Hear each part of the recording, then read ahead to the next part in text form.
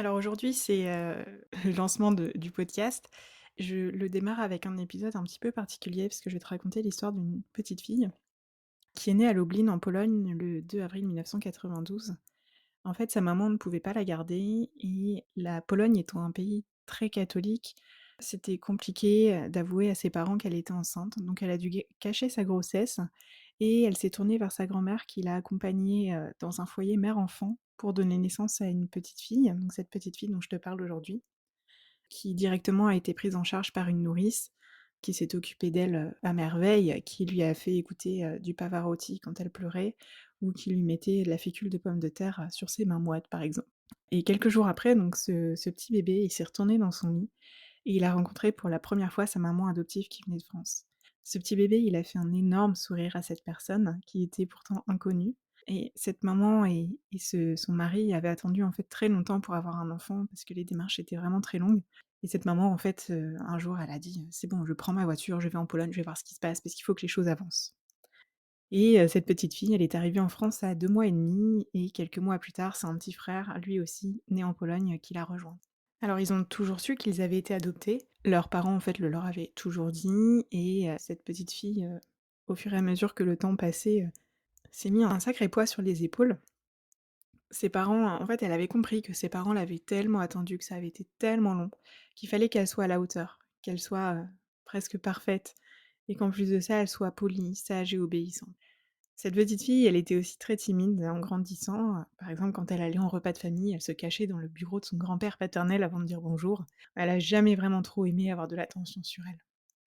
Et en grandissant, elle s'est rendue compte que les périodes autour de son anniversaire étaient toujours compliquées à vivre.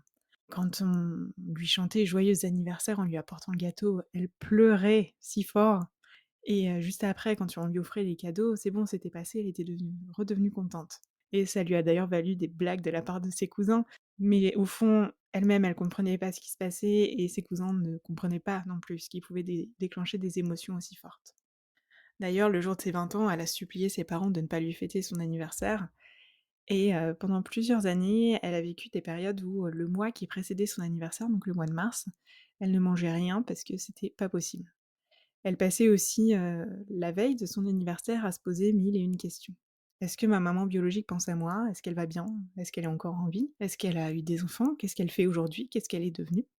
Donc tout ça pour dire que cette jeune fille, elle s'est aussi longtemps forcée à fêter son anniversaire, même avec ses amis, parce que c'était quelque chose de conventionnel et en fait que dans la société, ben, tout le monde aime fêter son anniversaire et même quand elle disait qu'elle avait pas super envie, c'était un peu: «Bah, viens, on va faire un truc quand même, on va bien s'amuser, ça va te faire plaisir», voilà.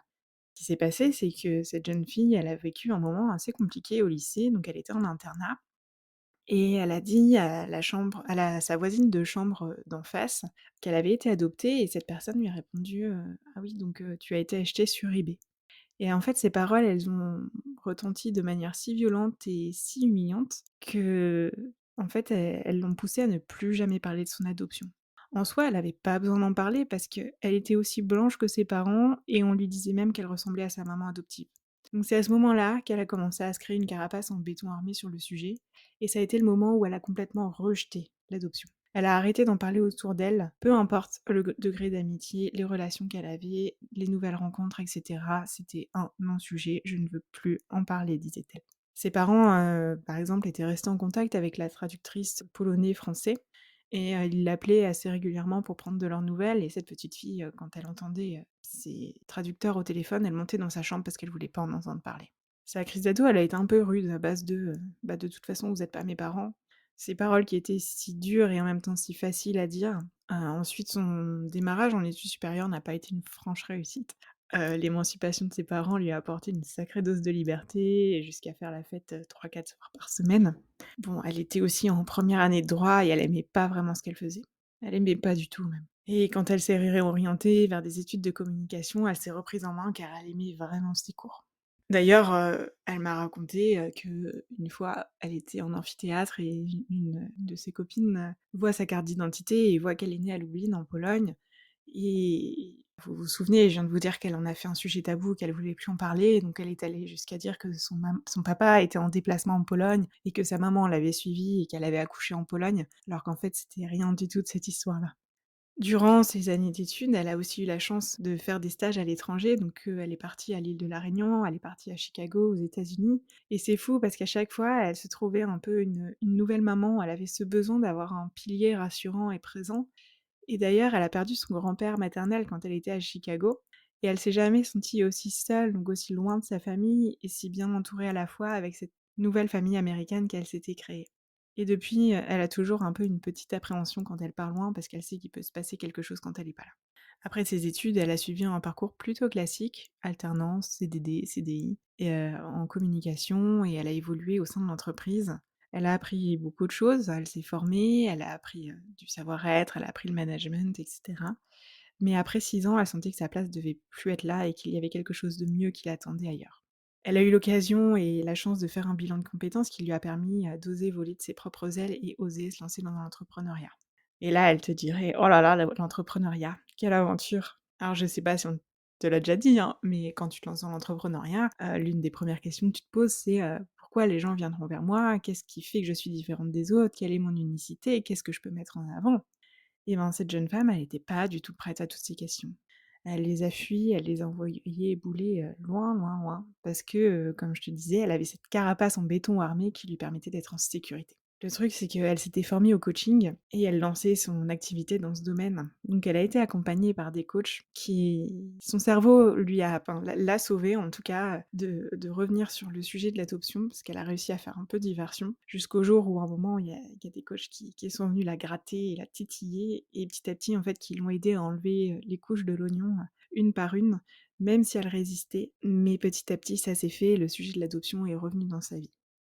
Pendant cette même période, il y a la guerre en Ukraine qui a éclaté et ça l'a touchée très, très fort. Alors elle était triste et c'est un peu comme si on touchait à son pays d'origine parce qu'en fait Lublin, c'est une ville qui est très proche de la frontière, Pologne-Ukraine et alors je peux te dire que cette jeune femme, elle a été chamboulée parce qu'en fait, elle a été projetée vers la Pologne un peu contre son gré et elle a été touchée aussi par la Pologne qui devenait un pays d'accueil au de secours en tout cas, pour les Ukrainiens et indéniablement, elle a été obligée de faire face de nouveau à son histoire d'adoption. Alors cette période, elle a été compliquée pour elle parce qu'elle était en pleine reconversion professionnelle, elle se posait mille et une questions et elle est en fait, à ce moment-là, elle se prend un retour de bâton en pleine face à propos de son adoption. En plus de ça, ses parents se portent volontaires pour accueillir une jeune Ukrainienne chez eux. C'est chouette et c'est un beau message d'amour, encore une fois, que ses parents, passent au monde. Ceci dit, cette petite fille, cette jeune femme, en fait, à l'époque, elle s'est toujours posé la question de sa place dans les groupes d'amis, dans les groupes de travail. Ça n'était jamais arrivé au sein de sa propre famille et en fait, c'est arrivé dans sa famille à ce moment-là, quand, cette jeune Ukrainienne est arrivée et c'est des choses qu'elle a pas abordées avec ses parents parce qu'ils étaient occupés et du coup avec cette Ukrainienne, mais ça a été compliqué pour elle, à vivre. Alors je pense que tu l'as compris, hein, toutes ces choses imbriquées, ça a été un moment charnière, que qu'elle a vécu et qui l'ont poussée à démarrer une thérapie. Parce qu'elle savait qu'il était temps de sortir des choses qu'elle avait enfouies pendant des années et de mettre des mots sur ce qu'elle vivait et ce qu'elle avait vécu. Donc elle a fait son petit bout de chemin toute seule, un peu comme une grande. Petit à petit, elle a transformé le mot abandon à la naissance par acte d'amour inconditionnel. Elle a réaffirmé la chance qu'elle a d'être arrivée en France dans cette famille. Elle a un frère, qui dit à tout le monde, qu'il est né en Pologne, qui est fier de la Pologne, qui a eu un drapeau de ce pays dans sa chambre quand il était petit, pendant qu'elle, pendant des années, elle a fuyé le sujet et le cachait, auprès des autres.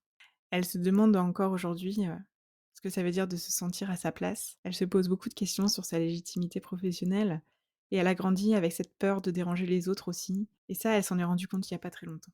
D'ailleurs, quand elle avait 16-17 ans, elle parlait de son adoption avec une personne, de confiance et celle-ci lui a demandé: «Mais, tu voudrais dire quoi à tes parents adoptifs?»